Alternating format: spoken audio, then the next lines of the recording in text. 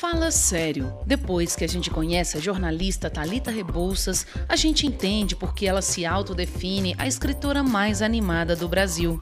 Depois que eu fiz teatro, menina, eu me achei, virei isso aqui.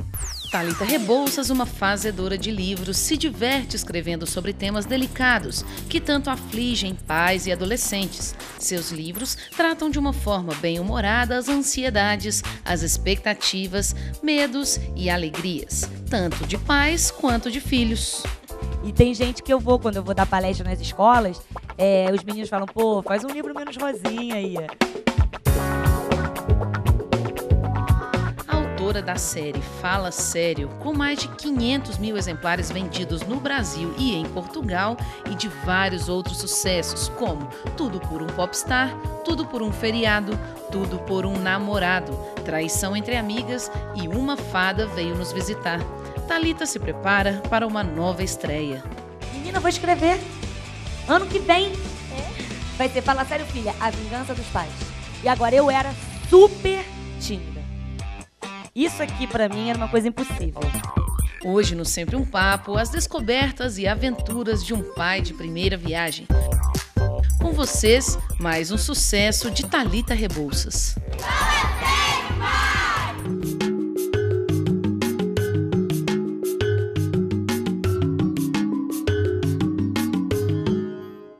Eu tinha 24, 25 anos. E o meu marido tinha já lançado uns livros. E aí eu era jornalista, eu sou jornalista. E jornalista, eu sempre achava que eu ia ser um dia tomar coragem para lançar um livro. Mas eu tinha muita vergonha de ter meu nome assim no livro, né? Porque jornalista, você escreve uma matéria e o jornal vai embalar o peixe da feira no dia seguinte. E livro não, o livro fica, né? E eu tinha muito receio, assim, sabe? E aí, aí o meu marido encheu tanto meu saco, me deu tanta força, ainda bem, e aí eu publiquei o primeiro livro, que foi o Traição entre Amigas, numa editora pequena, que nem existe mais. Fiz Traição entre Amigas, imagina, uma menina se apaixona pelo bofe da outra, aí dá um monte de coisa, aí dá um monte de problema, que vocês podem imaginar. E quem amou o livro foi a galera de 13, 14, 15 anos. E aí começaram a falar para mim, cara, obrigada por você escrever para a gente, obrigada por você entender a gente. E eu falava, eu não entendo vocês. E nunca achei que eu fosse escrever para vocês. Mas eu fiquei tão empolgada com a reação e com a carência desse público, sabe? Que eu falei, opa, vou escrever só para eles.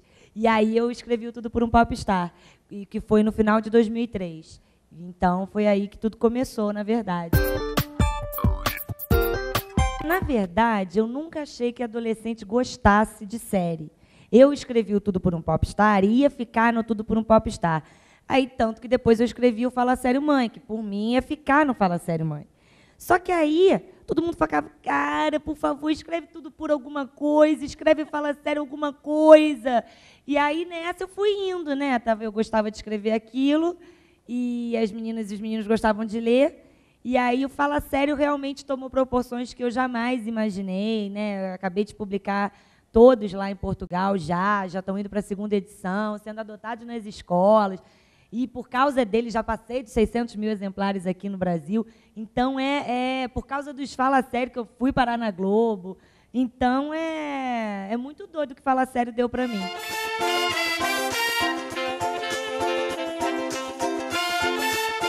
É uma série que narra em crônicas, né, o dia a dia de uma menina, que é a Malu, com a mãe, que é uma mãe louca, surtada, né, que faz ela pagar vários micos, e ela é uma adolescente também, né, típica adolescente, narizinho em pé, com momentos de arrogante, aqueles momentos que quer que a mãe fique invisível e tal. Eu sei que isso fez um sucesso que eu não esperava.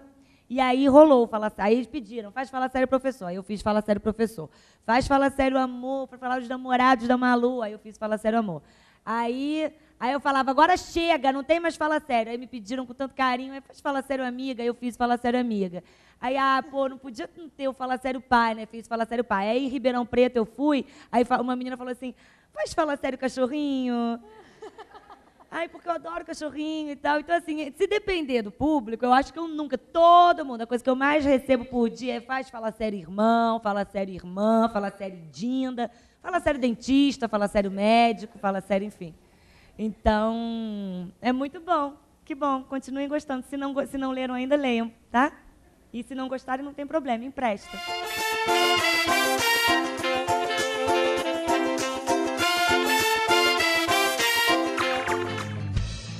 É a menina cedendo lugar não à mulher, mas a uma linda mocinha, que se orgulha de ter ideias e ideais, que me ensina muito diariamente e que se expressa com clareza e coerência através de gestos, atitudes e, principalmente, palavras. Palavras. A partir de agora, tenho certeza, ela já pode falar por si própria. Cara, menino é muito louco, né? Menino é assim. Menino gosta do meu livro. Tem pai que me manda e-mail com foto do filho, os amigos na piscina e o filho lá lendo meu livro, sabe? Tem gente que fala para mim que os filhos, os sobrinhos leem escondido os meus livros, porque acham que meu livro é coisa de menina. E tem gente que quando eu vou dar palestra nas escolas, os meninos falam, pô, faz um livro menos rosinha aí. E eu, cara, na verdade, primeiro eu acho um preconceito, né? Por que menina pode ler um livro, né, que se chama Harry Potter e é protagonizado por um menino? Por que a gente pode ler Menino Maluquinho e tantos outros, e menino fica cheio de frescura na hora de ler um livro só porque tem uma menina protagonista? Que, na verdade, do mesmo jeito que eu me identifiquei com o Menino Maluquinho, quantas meninas não se identificaram com o Menino Maluquinho sem ser menino, né? Eu era menina e me identifiquei muito com aquele garoto louco. E eu acho que muitos meninos podem se identificar com a Malu, como podem achar, pô, igualzinha a minha irmã, ou podem entender melhor a alma feminina, porque a gente é complicada, então entender a gente, né, é bom, tentar entender um pouco da alma feminina, enfim. Mas tem esse preconceito que eu não sabia que tinha, e existe uma pesquisa que prova que mulheres leem muito mais do que os homens. Quando eu ia nas escolas dar palestra, eu perguntava, quem gosta de ler? Para uma turma e tal. Aí, sei lá, 3 ou 4 faziam assim, ó. Aí eu falava, e quem não gosta? Aí os 50. Aí eu ficava muito injuriada com isso, porque eu achava um absurdo a pessoa não ter vergonha de assumir que não gosta de ler. Então, eu lembrei de que quando eu tinha 13 anos, eu impliquei com o livro. Que eu acho que essa fase da pré-adolescência é a época que a gente começa a implicar com o livro. E eu comecei a me reaproximar dos livros com as crônicas do Luiz Fernando Veríssimo, do Fernando Sabino, do João Ubaldo. Então, eu falei, pô, eu vou escrever crônica para essas pessoas. Porque as pessoas olhavam para Tudo por um Popstar, que tem 167 páginas, e falavam, ai, que preguiça, livro grande. Eu falava, como assim? Aí eu falei, vou fazer um livro de crônica, um livro de crônica que acompanhe, na verdade, eu falo que o Fala Sério são romances em pílulas, porque, na verdade, eles podem ser lidos, né, do começo ao fim, mas se você sabe, se a menina tem 13 anos, abre lá nos 13 anos para ler o que acontece com ela. Porque são crônicas que falam do cotidiano de uma adolescente. Então, eu falei, vou escrever crônica para ver se eu consigo conquistar esse povo. O brasileiro, em média, lê 1,8 livros não acadêmicos por ano, menos da metade do que se lê nos Estados Unidos ou na Europa. Em uma pesquisa recente sobre hábitos de leitura, os brasileiros ficaram em 27º em um ranking de 30 países, gastando 5,2 horas por semana com um livro. Os argentinos, nossos vizinhos, ficaram em 18º lugar.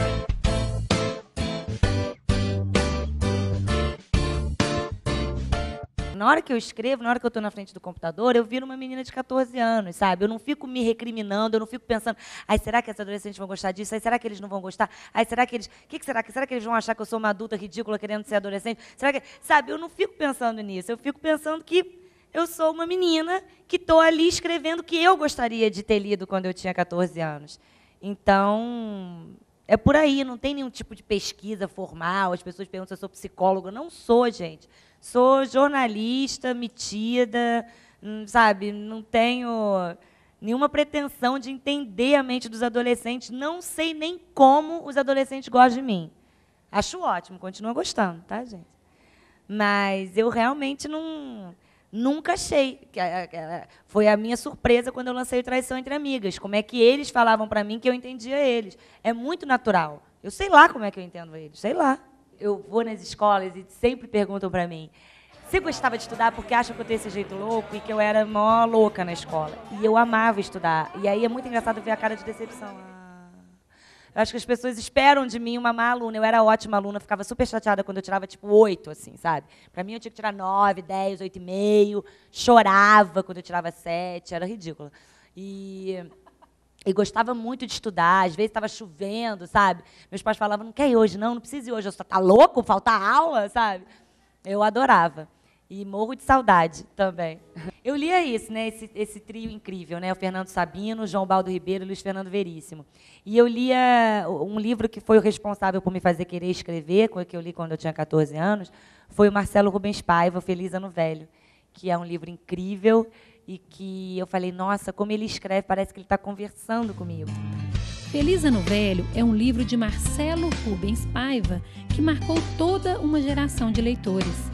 Publicado originalmente em 1982, o livro é um relato verdadeiro do acidente que deixou o autor tetraplégico a poucos dias do Natal de 1979. De repente, vejo pousar uma nota de 50 cruzeiros no meu colo. Era uma velha que tinha jogado e saído rápido. A princípio não entendi, mas depois não aguentei e caí na gargalhada. Ela tinha me dado uma esmola.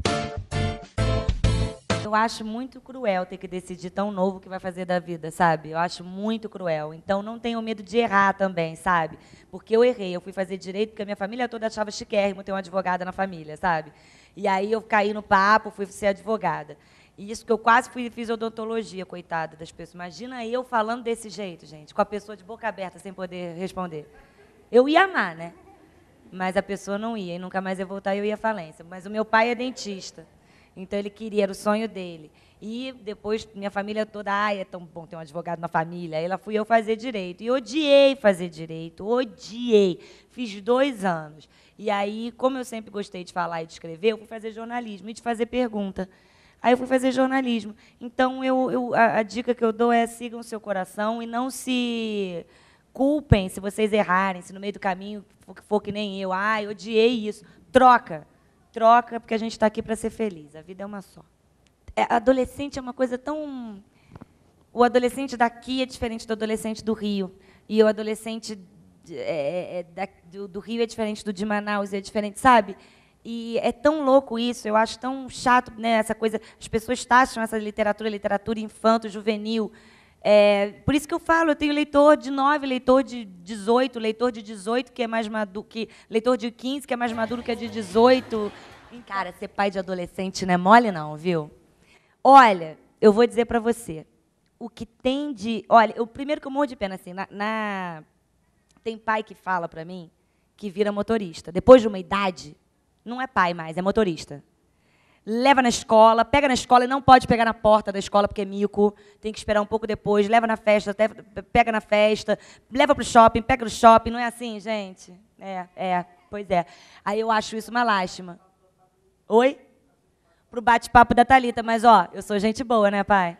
Imagina se eu fosse uma vaca, né? Você ia estar irritado, agora você está rindo, está se divertindo. Não, mas o problema, o que eu mais fico com pena dos pais, aqui é um bate-papo. Na Bienal do Rio, as pessoas chegavam a ficar 3, 4 horas na minha fila de autógrafo. Uma Bienal. Você imagina o pai que vai lá empolgado para comprar livro, para pechinchar. E o que a filha faz ele fazer? Ficar 4 horas numa fila para me ver. Thalita, eu te amo. Tchau. 2 minutos. Então, pais, muito obrigada, tá? Por vocês existirem, tá? Que realmente acontece isso. Então, não é fácil. Eu falo para os pais, cara, que, enfim, eu nem sei o que eu falo, não me sinto capacitada de falar nada para pai, porque eu acho que pai realmente é incrível, uma missão linda.